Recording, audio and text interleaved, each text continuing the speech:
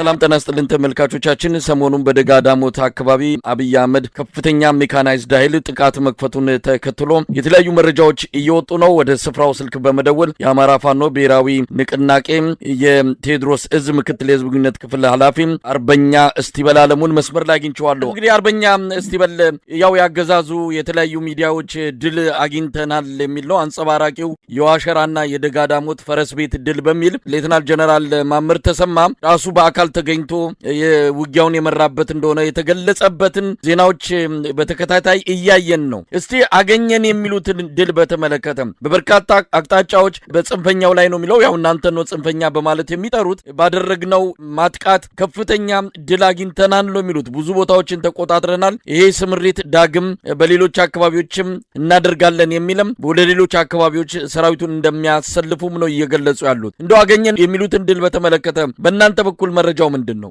አርበኛ እስቲበልም በዚህ ደረጃ አሁን በጸረ ሽምቅ ውጊያ አድርገን ነው ደመሰስን ቦታ ተቆጣጠርን የሚል መረጃ እያሰራጩ ያሉት። እንደምናየው ከሆነ ብዙ ታንኮች፣ ብዙ ዙ23ዎች ከፍተኛ ኃይል ነው ያሰማሩት። በጸረ ሽምቅ ውጊያ ውስጥ ነው የተሳተፍነው እያሉ ነው። በዚህ ደረጃ ይህን ያህል ኃይል ያሰማሩበት ምክንያት ምንድነው? እንግዲህ አዲስ አበባ ላይ ምክክር ብለው ጥይት ድምጽ የሚያስቀር ምክክር ጀምረናል የሚል ነው እንግዲህ ለኢትዮጵያ ሕዝብ እየነገሩ ያሉት። በሌላ በኩል ግን ጎጃም ላይ እንደዚህ አይነት ከፍተኛ ጦር ምናልባት በዚህ ደረጃ አሰልፈው የተዋጉበት አካባቢም ስለመኖሩ እርግጠኛ መሆን ይከብዳል። ለምንድነው ይህን ሁሉ ያደረጉት?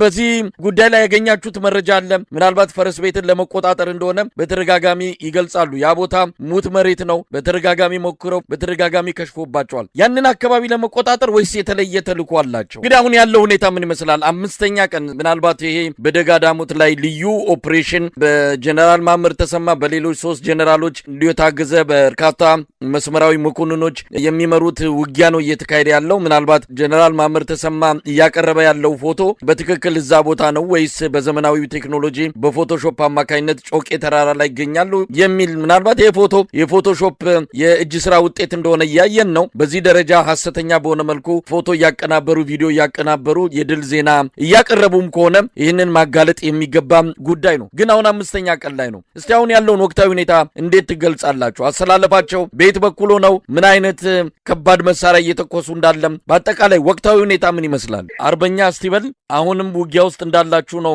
የደወልኩልህ። እስቲ ያለፉትን 4 ቀናት እንዴት እያለፋችሁት ነው ያለው? መጠነ ሰፊ ጥቃት ነው አገዛዙ የከፈተባችሁና ያለውን ሁኔታ ባጭሩ ግለጽልን። አመሰግናለሁ መሳይ። እንግዲህ ከዚህ በፊት ከሰኔ 10 እስከ ሐምሌ 10 የሚል እቅድ አቅዶ ወደ ደጋዳሞት በተለይ የቴዎድሮስ የቦታ መቀመጫ ወደ ሆነው ወደ ደጋዳሞት ተንቀሳቅሶ ነበር። በዛም 76ኛ ክፍለ ጦርና 59ኛ ክፍለ ጦር ሙሉ በሙሉ በመደምሰስ እቅዱን አዛብተነው ነበር። ከሳምንታት በኋላ ደግሞ እንደገና መልሶ በመደራጀት ከ3 ጀነራሎች በላይ ከ7 ኮሎኔሎች በላይ በመያዝ ወደ ደጋዳሞት በርካታ ኃይል አሰልፎ ተንቀሳቅሷል። በዚህም በርካታ የአብይ አህመድ ሰራዊትን መደምሰስ የተቻለበት ሁኔታ ነው ያለው። እንግዲህ ደምስሰናቸዋል። ጠላት እኛን እንደ ሽምቅ ተዋጊ ሳይሆን እንደ መደበኛ ተዋጊ ነው እየቆጠረን ያለ።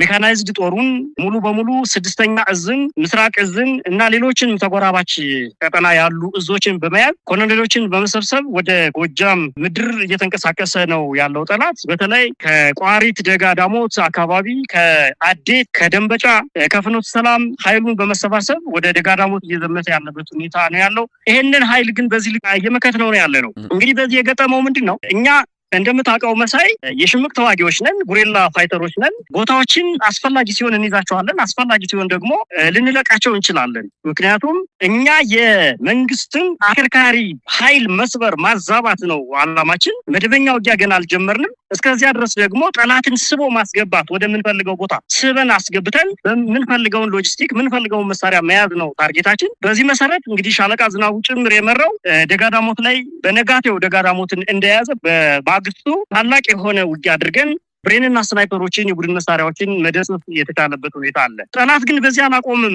መሳይ። ከቢውኝ ወደ ጮቄው ተራራ እየተንቀሳቀሰ ነው። በተመሳሳይ ከደንበጫ በሁለት አቅጣጫ ወደ ጮቄው አሁንም እየተንቀሳቀሰ ነው ያለው። ከረቡ ገበያም በዛሬው ዕለት ተንቀሳቅሷል። ከደብረ ማርቆስም ወደ ላይ በደብረ ዘይት በኩል አርቆ ወደ ላይ ተንቀሳቅሷል። እንዲሁም ደግሞ የቦቅላ ደብረ ማርቆስ ዙሪያ ላይ ተንቀሳቅሷል። ይሄ ሁሉ እንግዲህ የፋኖን ያለበትን አካባቢ መያዝ የሚልና ለሌላ እልቂት ለሌላ ጦርነት ራሱን ለማዘጋጀት መጀመሪያ ፋኖን ማጥቃት አለብኝ በሚል ስሌት ነው እንግዲህ ይሄንን ያክል ኃይል ወደ ጎጃም አስገብቶ ህዝብ እየጨፈጨፈ ያለ። ይሄንን የኛ ፋኖች የኛ መሪዎች ፖለቲካል መሪዎች የወታደራዊ መሪዎች እቅድ አቅደን ወዴት ማፈግፈግ አለብን፣ በየት በኩል መቁረጥ አለብን፣ በየት በኩል ማጥቃት አለብን በሚል በደንብ በተሰላ መልኩ እሱን ወደ መግደያ ዞን በማስገባት እየተዋጋ ነው እንገኛለን። በተለይ እንግዲህ ትላንትም ከትላንት በፊትም በተለይ 5 ቀኖች ከባድ ትንቅንቆች ስናደርግ ቆይተናል። ዛሬም እሱ ባላሰበው መልኩ በየጁቤ በኩል በመግባት ኮርክ ከተማ ላይ ታላቅ ጥቃት በመፈጸም የመጣውን ኃይል ማዛባት ችለናል። እንዲሁም